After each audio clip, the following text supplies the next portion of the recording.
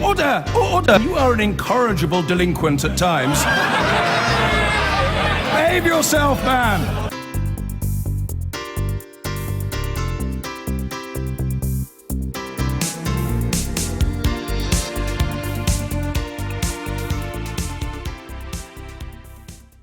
It could cost as much as £41 billion. Labour is divided, the SNP is dead against it. Trident is a weapon designed for a Cold War world. So why do we need it now? Who would we fire it at?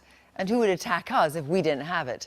Time is of the essence, the government says. They need to get the renewal plan signed off this year. So we, ahead of them, are debating all this tonight. First, here's our diplomatic and defence editor, Mark Urban.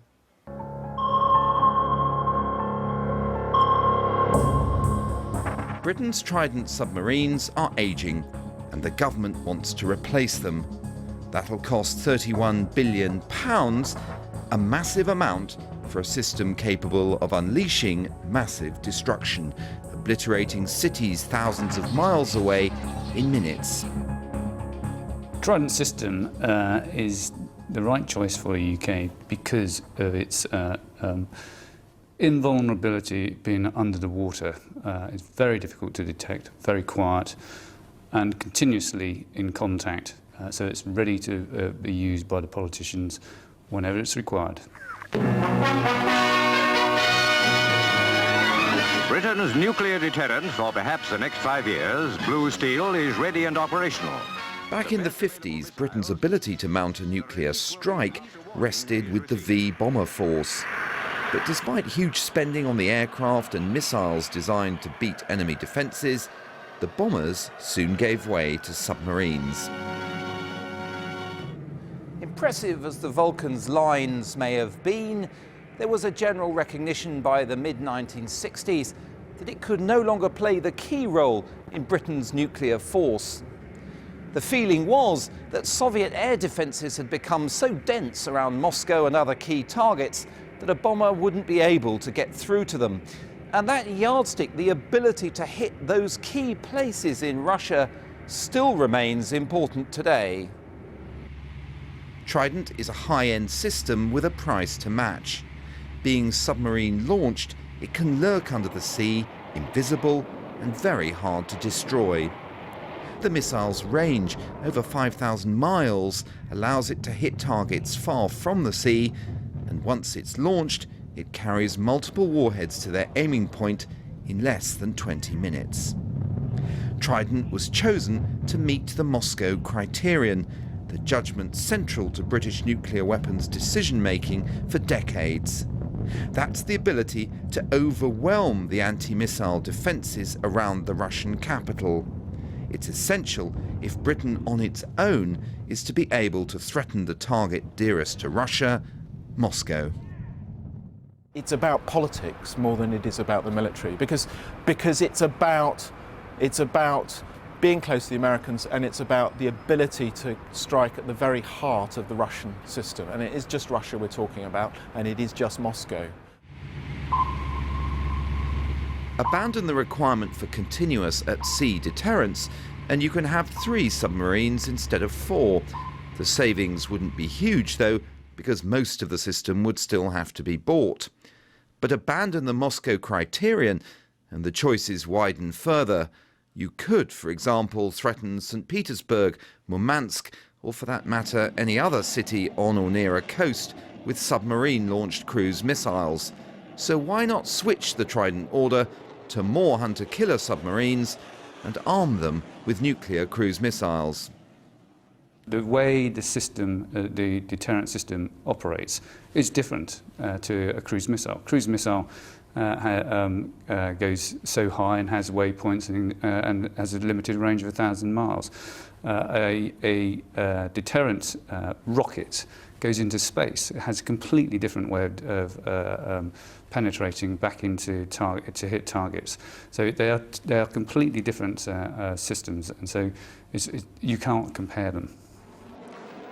Of the other options discussed in recent years, the other significant one is the idea of arming jets with nuclear bombs or missiles. One of the options kicked around a couple of years ago by the government in one of its papers was reintroducing something like this, the WE-177 freefall nuclear bomb taken out of British service in 1998. Well, it's cheap, certainly, but its effectiveness would have to be called into question if the aircraft flying it had to go against any kind of sophisticated air defence system. With countries like Pakistan and Israel owning sizable nuclear stockpiles, or others like North Korea under dictators, Trident might have to be credible in a variety of scenarios. But it's the Kremlin's recent language and development of new nuclear weapons that keeps bringing the calculus back to Russia. Russia's embarking on a fairly substantial and wide-ranging modernization program that will replace its Soviet-era nuclear systems. And as those programs unfold and include, for example, new intercontinental ballistic missiles, it's very difficult to avoid the impression that the Russians are emphasizing the role of nuclear weapons in their national doctrine. But what of those emerging nuclear powers, or possible missions the forces might have to perform at the conventional level? Won't Trident replacement just suck money out of the rest of defence? The judgment for Britain is therefore what price it's willing to pay to forestall an unlikely but potentially cataclysmic confrontation, and in the meantime, how much it's prepared to underfund its ability to respond to more likely emergencies. Well, we'll hear from Mark Gitlin later on in the programme. But a little earlier, I spoke to the Defence Secretary, Michael Fallon, the man in charge of delivering Trident's renewal for the government. I put it to him that Britain's nuclear arsenal was an unnecessary relic of the Cold War. Well, they're needed now more than ever. We need them. Other states have nuclear weapons. Other states are trying to develop nuclear weapons. And there is always, thirdly, the risk that a state developing nuclear weapons might give that nuclear weapon to a terrorist organisation. So the end of the Cold War does not mean the end of the need for the nuclear deterrent, far from it. I want to come on to whether Trident is fit for purpose any more in a moment, but let's just stick with this idea that you have to have a nuclear weapon. Germany doesn't have a nuclear weapon. It's under the same threat as us. But it's within the nuclear umbrella of NATO. So are you. They live within the protection of those countries. So France, are we. yes, but France, United States and ourselves have nuclear weapons. The rest of NATO enjoys the protection that gives. And by the way, a number of their air forces, of course, are committed and ready to be able to carry nuclear weapons. But if anyone attacked Germany or threatened Germany, you're suggesting that NATO, but particularly America, would come to their aid?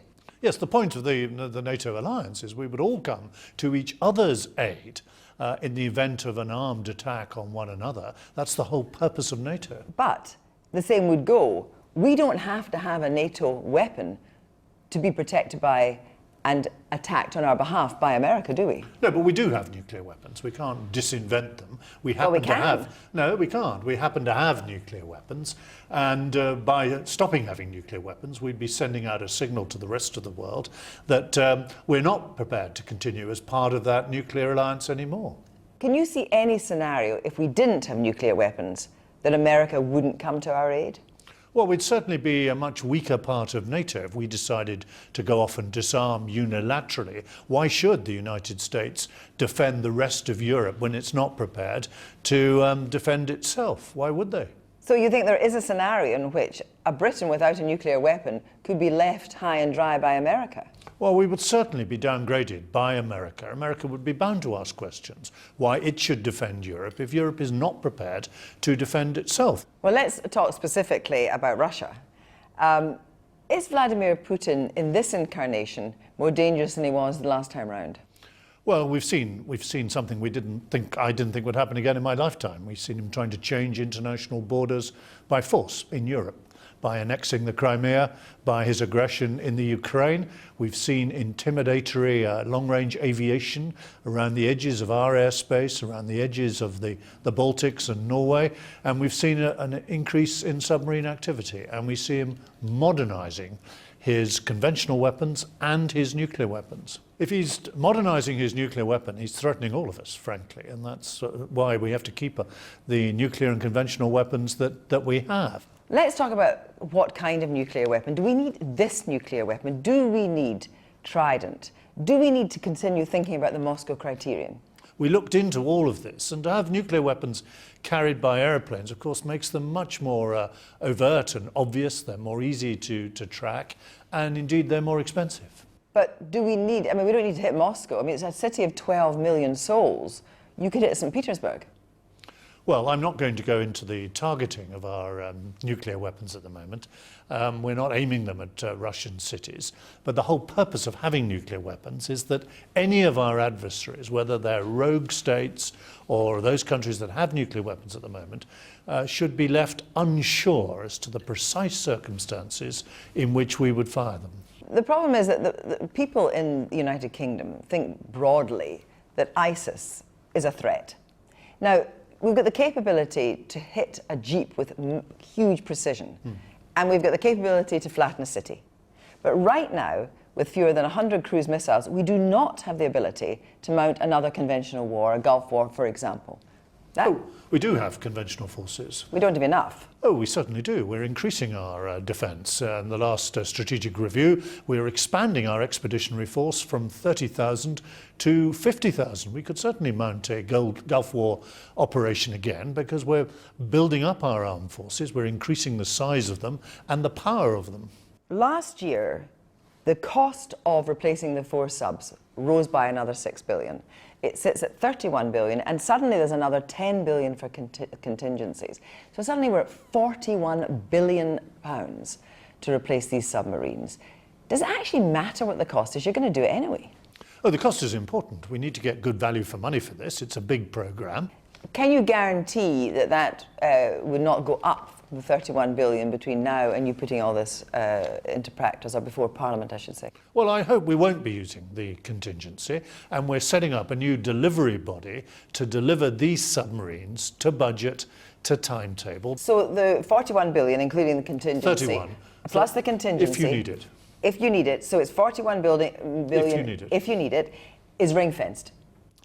Absolutely. It's part of our equipment programme. It's built in to the Ministry of Defence budget. But for people who are hard-pressed and worried about hospitals, schools and whatever, they want to know, presumably, if indeed they support this, that the cost isn't going to spiral and it's not going to be at the expense of conventional forces. Well, it isn't.